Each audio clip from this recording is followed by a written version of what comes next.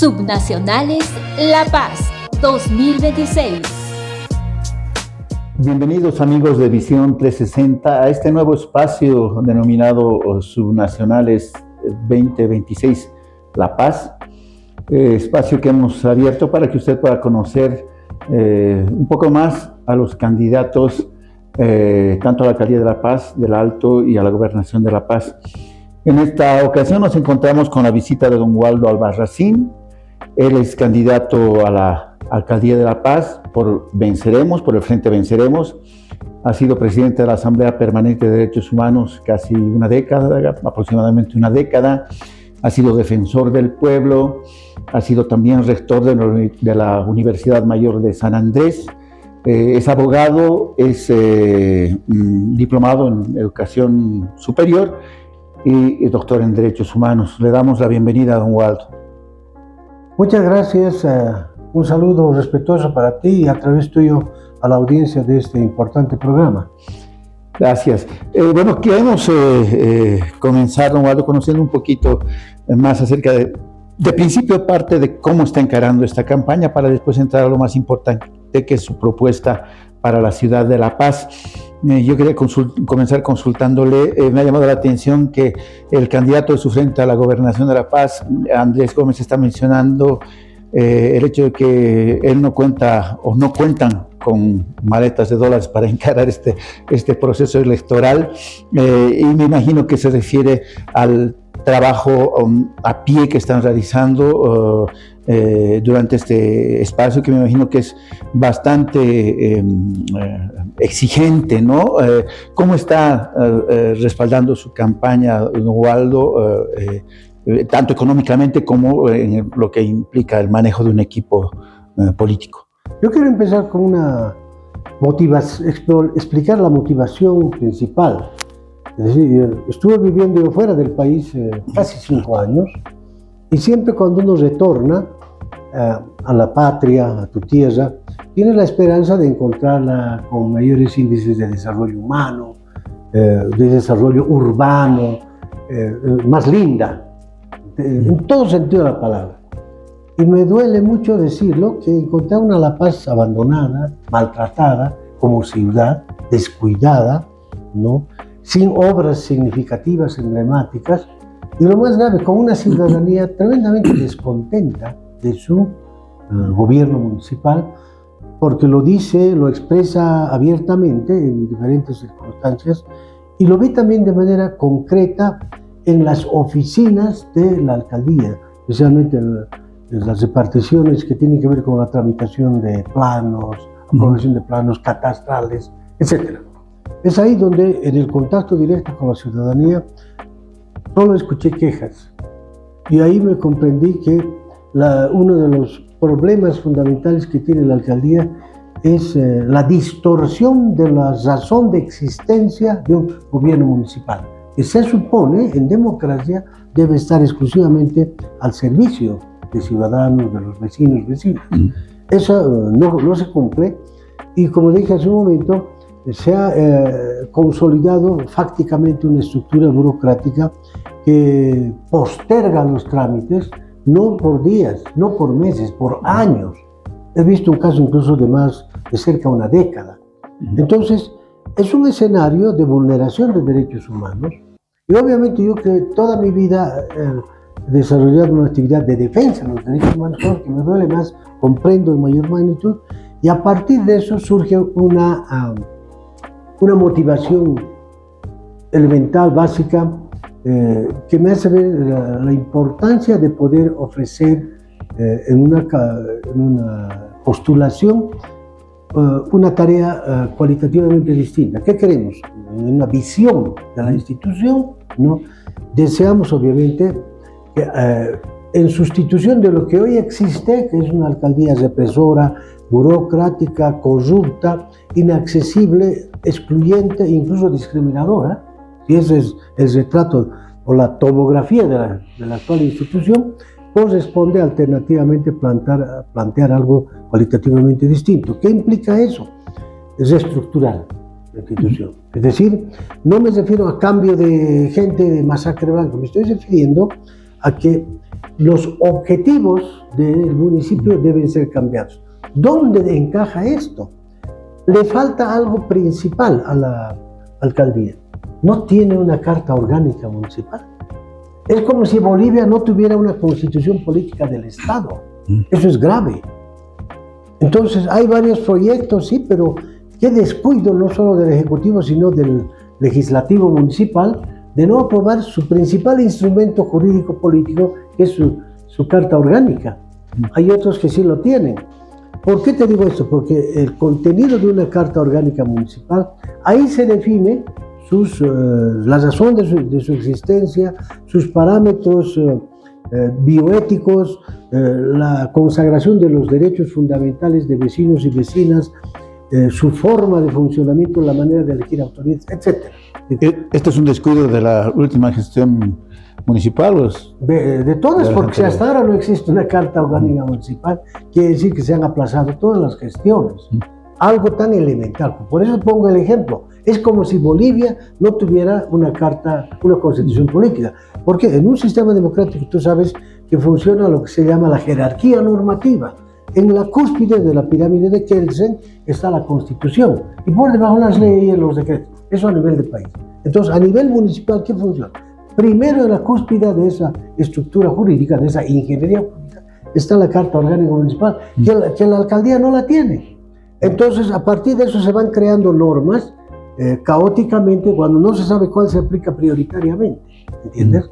Bueno, pero además de ello, tienes un problema de que no se han atendido las principales preocupaciones, no solo en lo personal de cada vecino, sino como municipio, es decir, como región de La Paz. Te explico rápidamente. Tienes un problema de contaminación, pero mortal, y esa es la palabra, de los ríos, de las cuencas hidrográficas, las principales, ¿no? Choqueyapu, Orcojahuira, Irpavi, Achumani, Gilusaya, etc. Son 6 más o menos, hay varias, pero son las principales. Todas ellas tienen una coincidencia, reúnen aguas tóxicas, porque todos echan basura, sus alcantarillas derivan ahí, desembocan ahí, sus fluidos fisiológicos también desembocan ahí, y juntas, porque todas estas tienen otra coincidencia, desembocan en la calle 8 de Calacoto, a la altura de las Cholas, ¿no? En la zona sur, para integrar lo que es el río La Paz. Entonces, la confluencia de estas cuencas, de estas macrocuencas, con todo lo malo que traen, se convierte en un peligro para la salud y la vida de los paseños. ¿Por qué? Porque este río La Paz riega las aguas de todo lo que viene hacia abajo, río abajo, etcétera, Lipari, en fin, y estas regiones de La Paz, hasta Mecapaca, Valencia, son regiones de producción agrícola.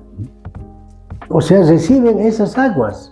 Este es un descuido también de todas las anteriores gestiones municipales. ¿Por qué cree que un aspecto tan fundamental ha sido descuidado recurrentemente durante este tiempo? Porque se ocupan de otras cosas. Hay alcaldes que solo se ocupan de bailar, hay otros de hacer demagogia, o finalmente de tratar de asegurar su patrimonio hasta su 4ª generación. Es decir, mentalmente están ocupados en un objetivo diametralmente distinto a la legítima aspiración de paseños y paseñas que quiere calidad de vida, quiere alcantarillado, quiere alumbramiento eléctrico, quiere seguridad ciudadana, quiere infraestructura escolar adecuada, quiere infraestructura hospitalaria suficiente. Es decir, derechos. Si te das cuenta, estoy hablando de derechos humanos básicos. Entonces, yo como activista de los derechos humanos durante tantos años, no me es pues indiferente este problema, ¿ya? Pero a esto añádele, ¿no? Que siempre te vas a escuchar decir, no hay plata. ¿Realmente no hay plata o es que se llevaron la plata? Habría que plantearse la pregunta de esa manera. O no hay plata o se llevaron la plata. Eso tiene que ver con la falta de mecanismos de transparencia, de control. Claro, evidentemente, porque ¿qué hacen los alcaldes en todos estos años? ¿Qué hicieron? Claro, en la norma se ha previsto la fiscalización ciudadana a través del control, ¿no es cierto?, del municipal, los controles ciudadanos. Son incluso personas que ejercen ese trabajo de fiscalización, de vigilancia, de control a través regionalizado, ¿no? A través de los macrodistritos. ¿Qué hacen los alcaldes? Lo cooptan. O sea, aquel que en representación del vecino tiene que lanzar el ojo de control ciudadano para que verificar el manejo idóneo, no solo de los recursos, sino en general de la aprobación de los POAs y todo ello. Entonces termina siendo una especie de funcionario ad later de la propia autoridad municipal. Entonces, en ese escenario, el ciudadano, el vecino, la vecina, están completamente, no tienen representante, están indefensos, nadie vela por sus derechos. Eso se tiene que corregir.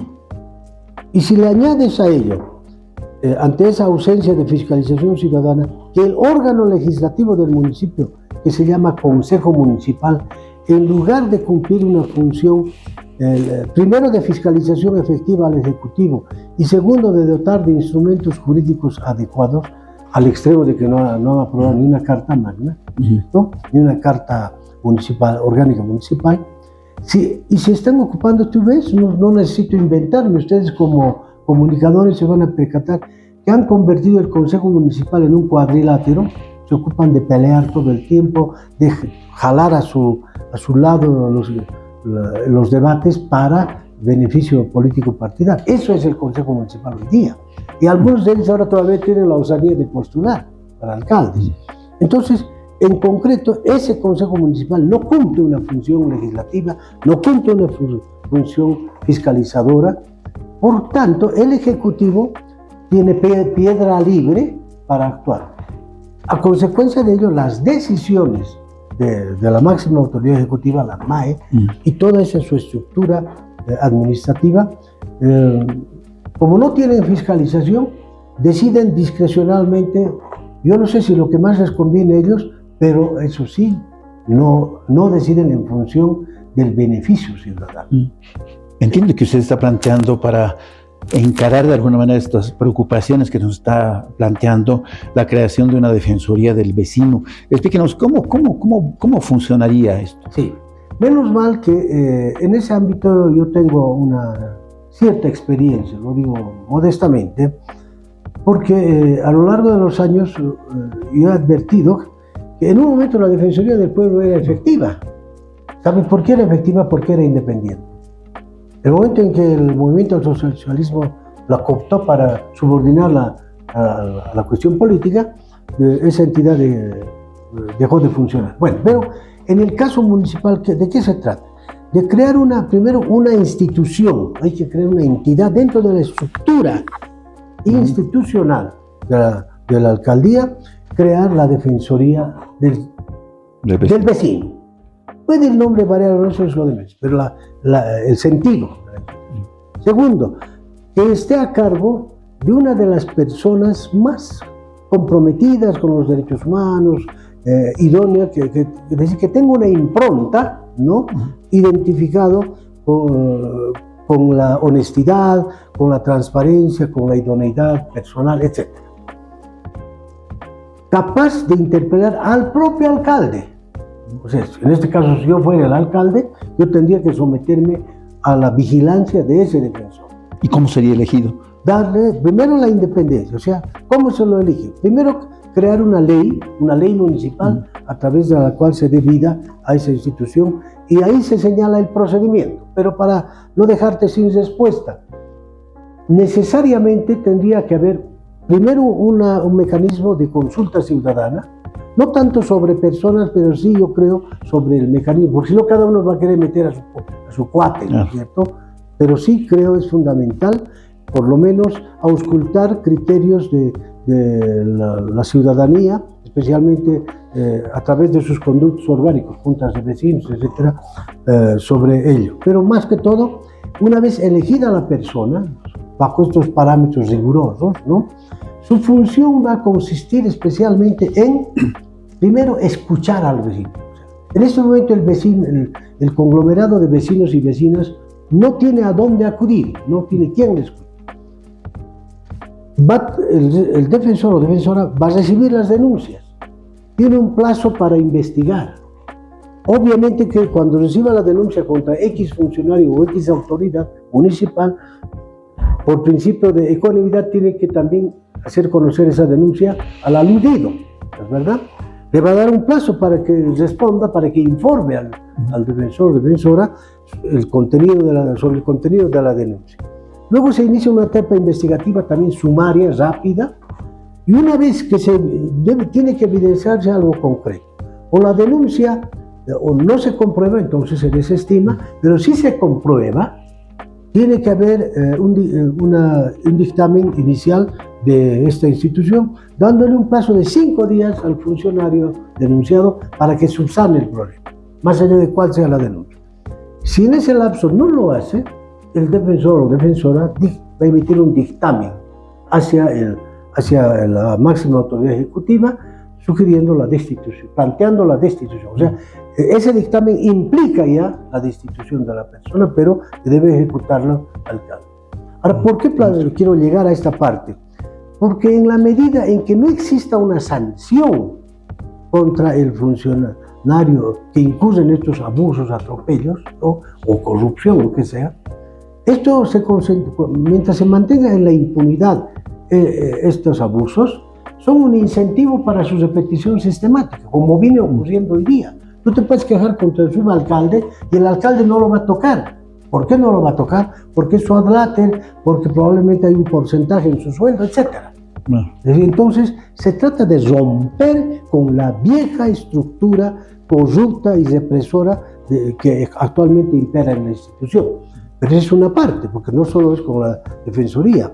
Nosotros creemos que nuestra gestión tiene también que concentrar su trabajo en resolver asignaturas pendientes hoy vigentes. El caso concreto de la basura, por ejemplo. Hasta ahora no se ha hecho una gestión seria, institucional, con el tema de la basura. Nosotros tenemos un plan justamente de reciclaje, un plan de transformación de la basura. Bolivia es el único país, uno de los pocos, donde la basura sigue siendo basura. O sea, se está subutilizando las potencialidades de la basura, que en otros países se la transforma, en otros países se la reutiliza bajo el sistema de la economía circular, se la reutiliza, ¿no?, en otras finalidades también positivas para mejorar la calidad de vida de la gente, pero más que todo para generar un proceso económico de potenciamiento financiero para la misma institución. Lo que quiero decirte es que tú puedes, con esa misma basura, mejorar la situación económica de la institución. Hay otro tema básico, creo que algo ya lo hemos mencionado. Tenemos un plan de saneamiento de las aguas, un plan integral de saneamiento de las aguas. Perdón, don Waldo, le corto un pedacito. Mencionaba el tema de la basura para acabar con esto.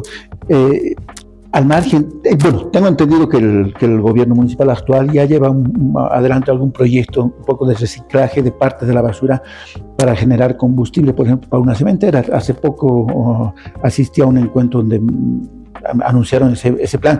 La idea es ampliar este tipo de trabajo para que realmente gran parte de la basura que se genera en la ciudad de La Paz pueda ser reciclada, pero eso tiene que ver también, me imagino, con la educación de la gente, ¿no? Porque aparentemente, por lo menos esos contenedores que han puesto diferenciados para la basura no funcionan muy efectivamente. ¿Sabes por qué no funciona? Porque primero, digamos que tienes aquí 3 recipientes, ¿no? Con distintos colores.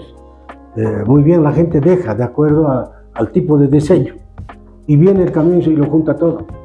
Eso no tiene ningún sentido. Ya tiene que generar un pero a esto añade el problema de lo que tú dijiste es acertado. No solo se trata de focalizar la responsabilidad en la institución o en la autoridad.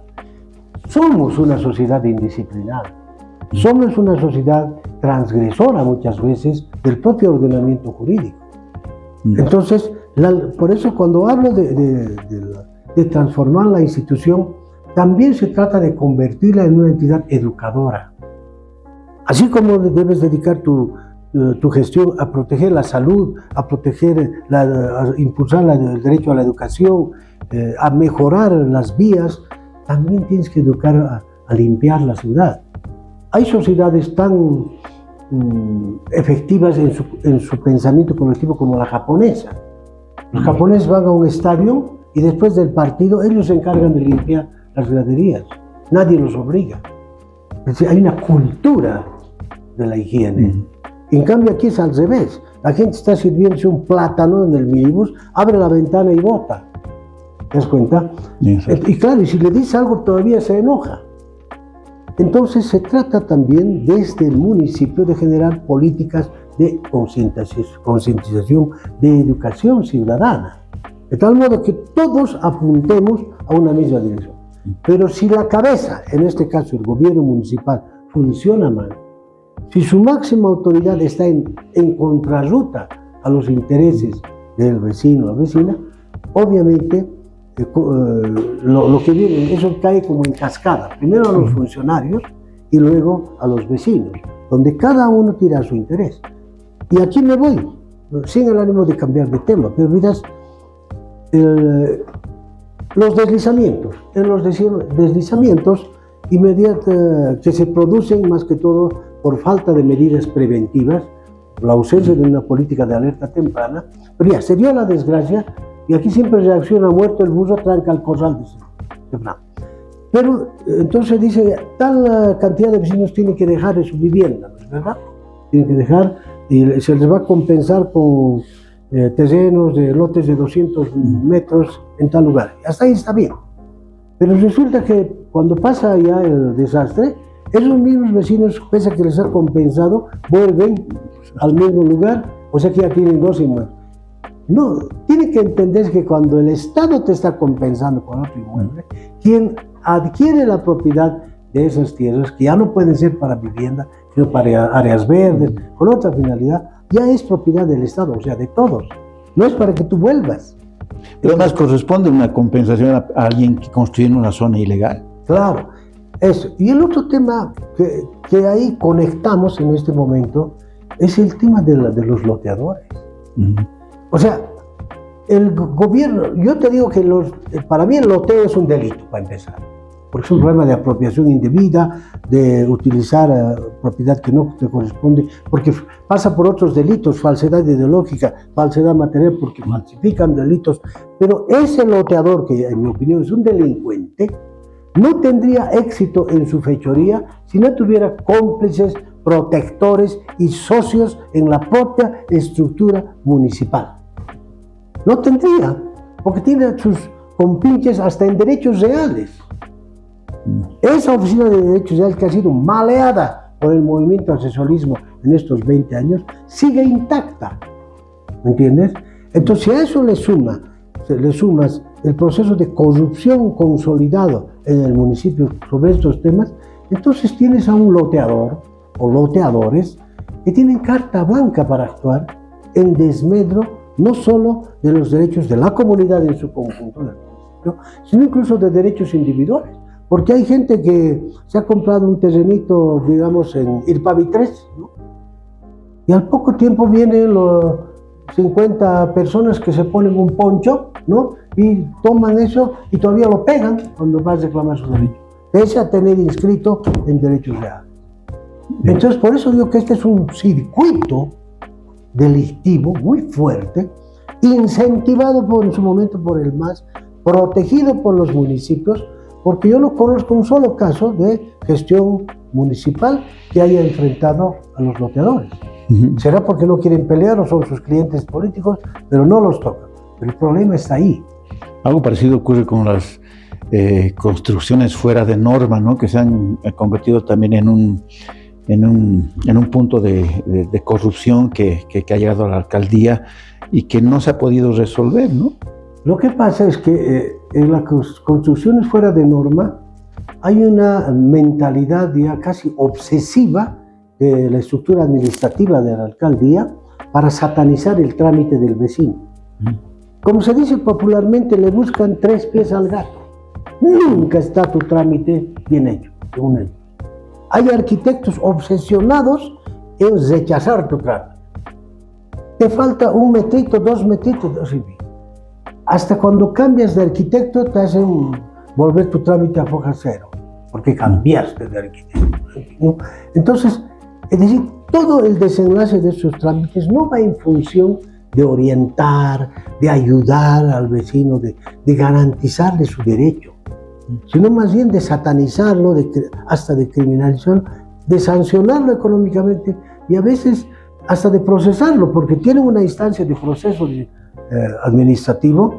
Lo más delicado de esto es que estos procesos se realizan en las propias estructuras municipales sin posibilidad de derecho de defensa, porque ¿qué imparcialidad puede existir cuando la misma institución te procesa a través de sus funcionarios, apelas a otra instancia municipal donde te rematan y te revictimizan? Cuando en Bolivia la Constitución te consagra el derecho al debido proceso como condición sine qua non la imparcialidad, ¿no es cierto? Y yo pongo como ejemplo emblemático estos procesos a los que es sometido el vecino. Entonces, está muy mal, está todo mal, pero es bueno que lo digamos como diagnóstico después, más que una radiografía, una tomografía del municipio, pero no es suficiente describirlo, es importante cambiar eso. O sea, por eso la motivación principal para nuestra postulación se basa en esto. Yo creo que así como funciona el actual gobierno municipal de La Paz, es un mecanismo grande de violación de derechos de vecinos-vecinas. Por tanto, como se trata de transformar la institución para volcar y orientar su trabajo hacia la consolidación de derechos de la gente, tengo el imperativo categórico de postular. En esa postulación, obviamente, si Dios y la voluntad soberana del pueblo paceño nos apoya con su voto, pues no solo se trata de ganar, lo más difícil es la gestión. Lo has dicho, hay un problema económico, ¿no? Hay una deuda de 1.000 millones, una deuda pública de 1.000 millones. Es decir, no hay claridad en lo que significa el sistema administrativo, administración económica financiera, y bueno, frente a eso requerimos sustituir todo ello con mecanismos de transparencia, fiscalización ciudadana y desde luego resultados efectivos y objetivos en favor de la gente. Otra parte de su propuesta, he escuchado algunas de las cosas que ha estado planteando durante su aparición en otros medios. Me llamó la atención la idea de plantear que La Paz sea una capital del empleo joven. Le he escuchado mencionar hasta la posibilidad de creación de 500.000 empleos vinculados con la tecnología, etc. ¿Cómo pretende llevar a cabo esto en su gestión? Es que el municipio no solo puede ser una entidad de servicio. El municipio tiene que ser un promotor de la economía, especialmente la economía circular, un promotor de fuentes de trabajo. Nosotros sí estamos dirigiendo a la juventud, porque La Paz casi no exporta nada, pero sí exporta jóvenes, ya sea a Santa Cruz o al exterior, con título incluso, hasta con maestrías. Entonces basta de que el Estado invierta en estudiantes que obtienen un título con su sacrificio y después tienen que estar de taxistas, con el respeto que se merece el oficio de taxista. Entonces, lo que estamos planteando es, a través de pasantías, nos darle la oportunidad a estos jóvenes para que su tesis, su producción intelectual, previa evaluación, pueda ser utilizada como base de nuevos emprendimientos y darle la oportunidad a esos jóvenes que realmente sean emprendedores, que puedan producir y generar economía. Entonces, a esto yo me refiero en el sentido de que La Paz no puede estar todo el tiempo estirando la mano. Nosotros tenemos talento en nuestra juventud, talento humano, que se lo está subutilizando. Y en ese contexto, más bien, esto va proyectado a algo más grande. La recuperación del rol que cumplía la ciudad de La Paz en otros tiempos cuando era líder económico, líder en las decisiones sociales, en las decisiones políticas. Hoy día creo que está en el 4º lugar. Ya que no se vayan los jóvenes. ¿Por qué tienen que irse a otros lados? Nosotros les ofrecemos quedarse y que nos dé la oportunidad de desarrollar proyectos para que ellos mismos se involucren en estos emprendimientos, no solo para mejorar la calidad de vida de ellos, sino la calidad de vida del conjunto de la ciudad. Y acercándonos al cierre de la entrevista, quisiera consultarle sobre un par de asuntos que creo que son de alta preocupación para los habitantes de la ciudad de La Paz. Uno de ellos tiene que ver con el transporte caótico, ¿no? Tenemos una ciudad donde se ha ejercitado una serie de planes para poder resolver esto, el ingreso de los buses Pumacatari, los conflictos con los choferes, la demarcación de los parqueos en las calles, pero como que quienes habitamos en esta ciudad vemos que cada vez está más asfixiada por la cantidad de vehículos, muchos de los de transporte público, y no se logra todavía consolidar, digamos, algún plan que resuelva esto, en parte, me imagino que por la intransigencia o también por la necesidad del sector del autotransporte, ¿no? ¿Cómo piensa encarar eso? Lo que nunca se ha implementado una política institucional seria de metropolización del transporte. Ahí está la clave. El transporte no puede ser vista exclusivamente de cómo te mueves en la ciudad de La Paz. Cuando la gente sale de Mecapaque tiene que llegar hasta Laja, ¿no es verdad? Entonces, cuando hablamos de metropolización del transporte, se trata de un consenso entre los diferentes municipios, por lo menos en el ámbito de la provincia de Murillo, o Mecapaca, Palca, La Paz, El Alto, Laja, Viacha, etc., ¿no? Donde los servicios de transporte además puedan ser interconectados, que tú puedas, con un ticket, tomar, digamos, en Jupapina un vehículo, hacer transbordo al teleférico o el Pumacatari, y finalmente el servicio que prestan los grupos sindicalizados. ¿Por qué tiene que ser excluyente? ¿Por qué tiene que ser confrontado? Hay que tomar como ejemplo lo que sí acontece, hay que reconocer tanto en el teleférico como en el Pumacatari, donde el trato al pasajero es cualitativamente distinto que el que recibe en un minibús. Humano, respetuoso, solidario, ¿no es cierto? ¿Por qué en los minibuses no puede acontecer lo mismo? O en los colectivos. Entonces se trata de integrar, a eso le llamamos, bueno, la metropolización no solo toca el tema transporte, toca también la cadena productiva, ¿entiendes? Toca los procesos de desarrollo y de conexión, no solo interdepartamental, incluso contribuir a la conexión internacional. La Paz puede ser motor de todo eso, claro, por su ubicación estratégica, geográfica. Pero además, para no dejarte sin respuesta, hay un tema de una ausencia de un ordenamiento. O sea, los monopolios le hacen daño. Monopolios en paradas, decisiones discrecionales de quienes dan el servicio, o el tema del tramaje, por ejemplo. ¿Saben por qué? Porque nunca se los ha juntado a los que prestan el servicio, ya sea estatal o a través de los sindicatos. Nunca se ha generado procesos de diálogo.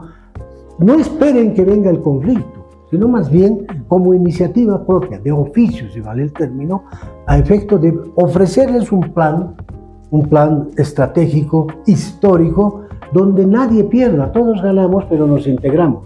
Si al transportista de los sindicatos tú le demuestras que puede ganar más de lo que gana hoy día, pero a cambio de mejor trato humano, de integrarse a ese espíritu solidario, fraterno, entre el que da el servicio y el que lo recibe, ¿no es cierto?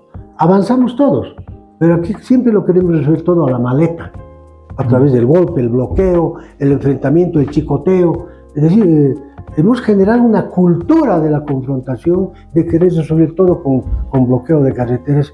Entonces, la mentalidad es importante en este caso para influir en los diferentes protagonistas de la sociedad que integran la sociedad paceña. Estamos en condiciones de hacerlo porque yo he sido mediador muchos años. Le hemos ahorrado turbiles de sangre a este país. ¿Por qué no podemos hacerlo ahora? Antes que surja el conflicto, sino adelantándonos a ello bajo la política de alerta temprana. Esa es la intención, pero obviamente para eso primero hay que llegar al gobierno municipal. Y ahí viene un desafío, pero yo creo que ya estando en el gobierno municipal se nos van a dar todas las condiciones para materializar estas aspiraciones legítimas de nuestra ciudadanía. Para ir cerrando la entrevista, don Waldo, y pedirle que tal vez podamos ser un poco cortitos en una respuesta. Quería consultarle cuál es un plan para resolver. Yo creo que otra problemática de la ciudad de La Paz es el tema de la seguridad ciudadana.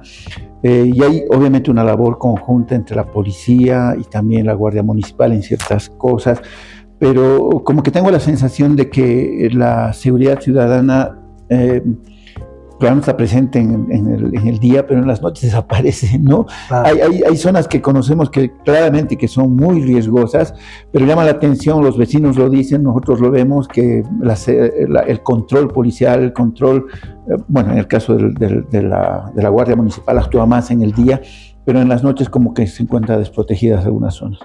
Donde yo viví en Lima casi 5 años, hay una fusión positiva de atribuciones entre lo que acá le llamamos Guardia Municipal, allá se llama Serenazgo, y tienes la policía peruana, ¿no? Pero ambos se complementan con un objetivo: proteger al ciudadano. En ciudades tan difíciles como Lima, con 12 millones de habitantes. En el caso de La Paz, ¿de qué se trata? De cualificar, de mejorar el funcionamiento de la Guardia Municipal. Uno, que no tiene por qué estar colisionada con las funciones de la policía. En ambos casos tienen que estar, reitero,